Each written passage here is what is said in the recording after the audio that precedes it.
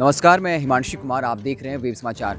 झारखंड में कुछ दिनों से ओरमांझी की घटना को लेकर लगातार राजनीतिक उथल-पुथल मची हुई थी। राजनीतिक आरोप प्रत्यारोप का दौर चल पड़ा था। लगातार हेमंत सरकार और पुलिस की किरकिरी हो रही थी और फजीहत हो रही थी। मामला था एक युवती का सिर कटा लाश मिलना। उसके बाद 9वें दिन जाकर उसका सिर मिलता है और इसको लेकर उस दिनों जो है राजनीतिक हलचल तेज रही। हालांकि सिर मिलने के बाद जो है अब जो है इस पुलिस ये दावा कर रही है कि वो निष्कर्ष पर पहुंच चुकी है। आरोपी जो शेख बिलाल है, जो उसका पूर्व पति कह सकते हैं, वो गिरफ्तार हो चुका है और अब मामले को सुलझाने का दावा कर रही है झारखंड पुलिस। लेकिन शुरुआती दौर में झारखंड पुलिस ने कहा था कि आरोपी जो काफ़ी शातिर है, उसने एक भी साक्ष्य, प्रमाण या सबूत नहीं छोड़ा है। उसके बाद जैसे ही शेख बिलाल को पकड़ा गया तो उसने कहा कि मुझे पूरा यकीन था कि मैं कभी पकड़ा नहीं जाऊँगा। मैं बता दूँ कि जो युवती थी उसके सिर कटा हुआ था और सिर को लेकर बाकायदा वो अपने यहाँ चला गया था, अपने इलाके में चला गया था और वहाँ घर के पास के खेत में उस सिर को गाड़ दिया था। और जिस धारदार हथियार से हमला किया था उसने, जिस धारदार हथियार से उस लड़की का जो है सिर काटा, उसे घर ले जाकर अब एक थैली में रख दिया गया था जो खून से सना हुआ था। और अपराधी को पूरा यकीन था कि वो कभी भी पकड़ा नहीं जाएगा। लेकिन परिस्थितियाँ इस तरीके से बनी, लगातार झारखंड सरकार की फजीहत हो रही थी, पुलिस की किरकिरी हो रही थी। एक जो है लड़की की युवती के पैर का उंगली का जला होना उसके लिए वरदान साबित हो गया। फिर उस एक महिला दावा करती है कि उसकी बेटी का भी जो है अंगूठा वो जला हुआ है। फिर डीएनए टेस्ट होता है और पूरा मामला का उद्भेदन होता है। तब जाकर के शेख बिलाल के साथ उसके रिश्तों की चर्चा होती है कि रिश्ते जो है काफ़ी अच्छे नहीं थे, लगातार लड़ाई झगड़ा होता रहता था। और फिर जाकर के जो है शेख बिलाल के बारे में सारी चीज़ें सामने आती हैं। शेख बिलाल तो गिरफ्त में नहीं आता, लेकिन उसके सबसे पहले उसकी बहन और बहनोई को गिरफ्तार किया जाता है और फिर पूरे मामला जो है खुलता चला जाता है। शेख बिलाल जो पकड़ा जा चुका है वो ऑटो से कहीं भागने की फिराक में था। वो दोस्त के यहाँ ठहरा हुआ था, लेकिन चूंकि इस पर जानते हैं कि पहले 25,000 फिर 50,000 फिर 5 लाख तक का इनाम घोषित किया गया, तो किसी ने गुप्त सूचना के आधार पर बता दिया कि शेख बिलाल कहाँ है। वो पकड़ लिया गया है, उसे उस जगह पर ले जाया गया जहाँ पर उसने इस घटना को अंजाम दिया। तो बाकायदा उससे जो है सीन रिक्रिएट करवाया गया कि तुमने बाकायदा कैसे कैसे क्या किया। तो बताया कि उस सूफिया परवीन को जो है उस युवती को मोटरसाइकिल से लेकर आता है, फिर बहला फुसलाकर झाड़ी के पास ले जाता है और सबसे पहले उसका गला घोंटता है और फिर धारदार हथियार से हमला करता है, उसके कपड़ा उतार देता है और फिर उसे जलाने की कोशिश करता है। तमाम साक्ष्य सबूत मिटा देता है।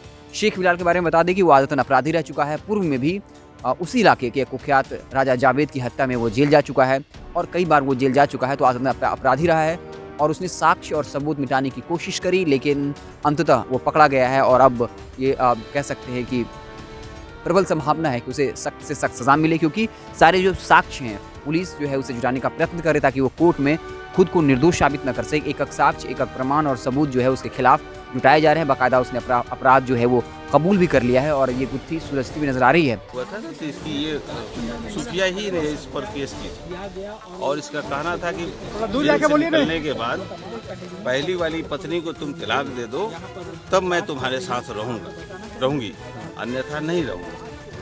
और जो इसका विरोध करता था कि इसका कहना था कि चूंकि बच्चे मेरे उसी से हुए हैं, वो साथ रखेंगे, उसको हम लोग छोड़ नहीं सकते। तो जैसा ये बताया कि अगर नहीं छोड़ोगे तो फिर किसी न किसी केस में तुमको हम जेल भिजवा देंगे। यही लड़ाई थी जिसके वजह से ये अपने आप को बर्दाश्त नहीं कर सका और फिर लिया। सर ये मारा कैसे मारने का तो नहीं इसी गला दबाकर इसने हत्या किया।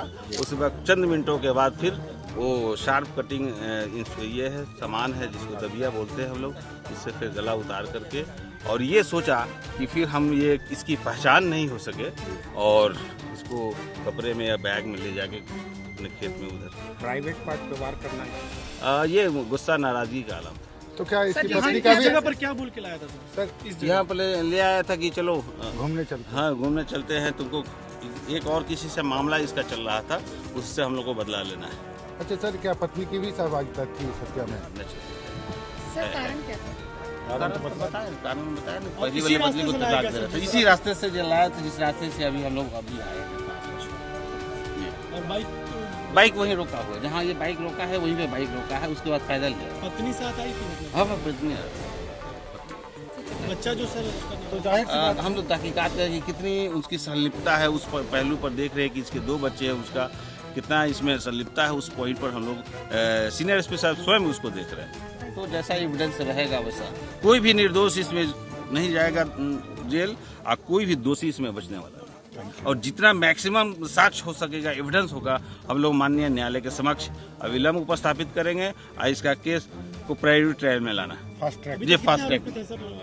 हम बता दें कि लगातार इस घटना को लेकर राजनीति हो रही थी, लेकिन अगर आप पूरे देश में देखें तो अपराध महिलाओं के खिलाफ जो है बलात्कार है, वो चाहे किसी का भी राज्य हो, किसी भी की भी सरकार हो, चाहे बीजेपी की हो, कांग्रेस की हो, किसी अन्य पार्टी की, हर जगह बलात्कार जैसी घटनाएं हो रही हैं। आपको हैदराबाद एनकाउंटर याद होगा, जहाँ पर कुछ लोगों का एनकाउंटर किया जाता है जो उसके दोषी होते हैं, और जनता जो है खुशी से झूम पड़ती है और पुलिस वाले के ऊपर जो है पुष्प वर्षा करने लगती है। लेकिन क्या यही सॉल्यूशन है? वही पुलिस वाले थे, जब उसका बाप कॉल करता है तो फ़ोन पे कहता है कि तुम्हारी बेटी भाग गई होगी और एफआईआर रजिस्टर नहीं करता, और वही पुलिस जब मामला बढ़ता है तो ऐसे अपराधियों का इनकाउंटर करके हीरो बन जाती है और लोग उस पर पुष्प वर्षा करने लगते हैं। तो क्या यही सॉल्यूशन है? क्या सिर्फ हैदराबाद वाली के साथ बस घटना हुई, या फिर सिर्फ ओरमांझी के साथ कि एक मामला सुलझ जाने से लोग ऐसा लग रहा है कि वो शांति महसूस कर रहे हैं, लेकिन हर 15 मिनट में बलात्कार होता है। हर राज्य से आपको ऐसी खबरें दिख जाएंगी, और वो मीडिया में कब आती हैं? अगर ये सिंपली अगर बलात्कार होता या गला घोंट कर मार दिया जाता तो शायद ये मीडिया की खबर नहीं बनती। वो इसलिए खबर बनी क्योंकि उसका सिर काटा गया, और इसमें कहीं न कहीं लोगों को कुछ अलग लगा, तो मीडिया में भी ये खबरें चल पड़ी। हमारी संवेदना अभी तब पैदा होती है जब कुछ बहुत बुरा होता है, बहुत विभत्स होता है, लेकिन जब अगर गला घोंट कर मार दिया जाता तो शायद ये राष्ट्रीय मीडिया की सुर्खी नहीं बन पाता। तो सवाल ये है कि क्या यही सॉल्यूशन है? क्या ओरमांझी की युवती का अपराधी पकड़ा गया, उसे सज़ा मिल जाएगा, तो क्या यही सॉल्यूशन है? क्या या बाकायदा फिर ऐसा पुलिसिया तंत्र बनाया जाए, ऐसा फास्ट ट्रैक कोर्ट की स्थापना की जाए, बाकायदा कुछ ऐसी व्यवस्था की जाए जहां अपराधी अगर इस तरीके से पकड़े जाएं तो जल्द से जल्द सुनवाई हो और जल्द से जल्द सज़ा मिले, और कठोर से कठोर सज़ा मिले। और इसके लिए बाकायदा तमाम सरकारों को राजनीति से ऊपर उठकर एक ऐसी सॉल्यूशन पे पहुंचना चाहिए जहां पर ऐसे अपराधियों के खिलाफ जो है सख्त से सख्त कार्रवाई हो और जल्द से जल्द कार्रवाई हो, क्योंकि कई बार देखा जाता है कि पुलिस एफआईआर रजिस्टर नहीं करती। तमाम तरह के मुद्दे हैं, तो इस पर राजनीति से ऊपर उठकर तमाम पॉलिटिकल पार्टी को, अधिकारियों को जो है काफ़ी संवेदनशीलता के साथ हैंडल करना चाहिए, ताकि जो महिलाओं के खिलाफ जो अपराध बढ़ रहे हैं, रेप के, बलात्कार के मामले बढ़ रहे हैं, हत्या के मामले बढ़ रहे हैं, उस पर जो है लगाम लगाई जा सके। तो इस तरीके से आप देख रहे थे वेब समाचार। अगर आपको हमारा वीडियो पसंद आया तो लाइक करें, कुछ सुझाव देना चाहते तो कमेंट के जरिए बताएं, और अगर आपने हमारे चैनल को सब्सक्राइब नहीं किया तो सब्सक्राइब जरूर कर लीजिए। बहुत बहुत धन्यवाद।